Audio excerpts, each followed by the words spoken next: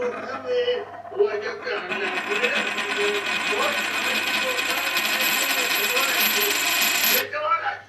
اصلا چه کسی هزینه سوء قصد را تأمین کرده است؟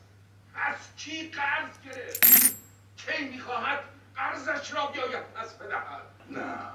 نه اصلا چه کسی آنها را فراری داد؟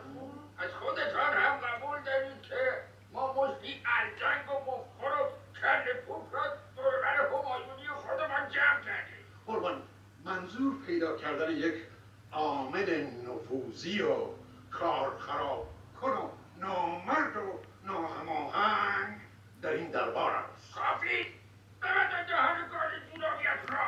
سریعا بروید خودتان را به طبیله همایونی معرفی کنید. ببخشید قربان، من هم باید همین کارو کنم؟ نخیر، فقط مستشار بود که کارش را درست انجام داد. خجالت بکشید، بروید بمیرید. یعنی که البته قبل یارم خیلی جسارته وقتی که یک ارباب یک دستوری میده نوکر روی حرف اربابش حرف بزنه. ولی وقتی که شما میفرمایید که دوستان خودشون رو به طویله معرفی کنن، حتما یه چیزی توی وجناتشون دیدید. من خواهش میکنم این دفعه به خاطر من ببخشیدشون. بسیار خوب، میبخشید. نمیخواید برید طویله؟ خواهش میکنم، این کاری بود که به خاطر من در واقع انجام دادیم. هم یه عیادتی از جناب بلدالملک بکنم که با جانفشانی خودشون جون قبله عالم رو نجات دادن. با اجازهتون. بروید.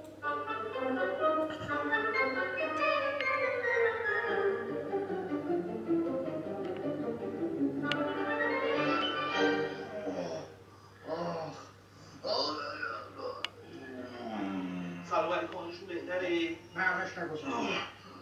من واقعا نگران شما بودم. حالتون بهتره؟ به شما ربطی ندارم. زدی جوان مردم را ناکار کردی، آن وقت میگویی نگران بودی؟ آرام باش. آروم باشید. به شما میگم حادثه بود.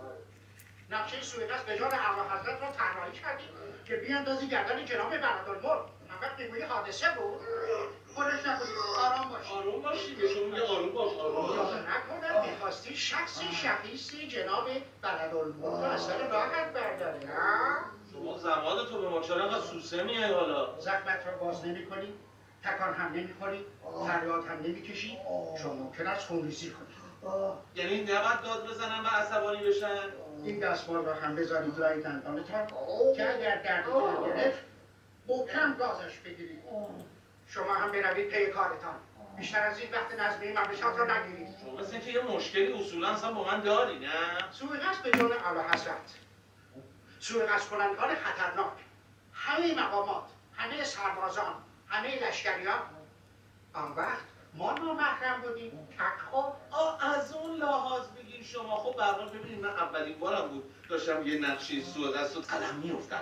انشالله توی سوءقصد بعدی جبران میکنم. ببینه متعرف کنیم. خواهش کنم.